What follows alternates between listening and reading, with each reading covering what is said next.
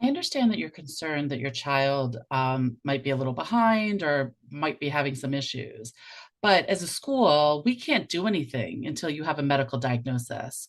So the first place you need to go is to your pediatrician. Has the school ever told you that?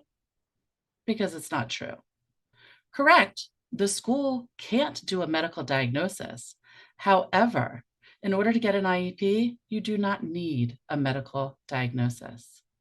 I'm Frances Shefter with Shefter PA, where we help families have a stress-free IEP experience.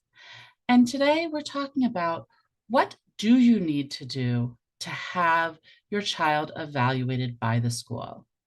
Schools often push off the evaluation because they're overbusy, too much going on, they're not sure, they don't want to do the paperwork, and tell you to go get a diagnosis.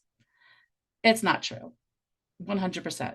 Yes, if you have a diagnosis from the doctor, then getting the IEP or a 504 plan is easier because you already have the disability. However, you only need to suspect a disability to request an evaluation to be done by the school for a 504 plan or an IEP. So if you suspect a disability and the school tries to tell you to go to the doctor, well, no, it's not medical, it's an educational issue my child is having. And that puts it back on them to do the evaluation.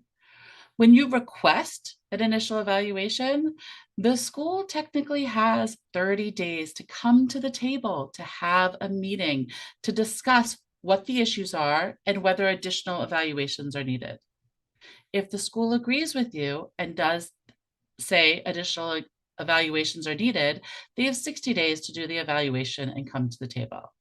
I don't know about where you're from, but for where I am, it takes 2 to 3 months to get into a pediatrician.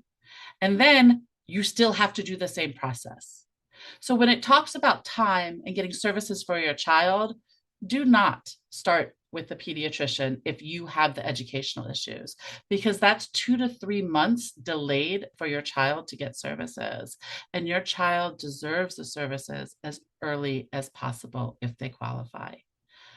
If you're not sure and you want to talk through whether there's an educational issue going on, please feel free to contact my office or watch some of my videos on YouTube to see if your child has some of the similar characteristics.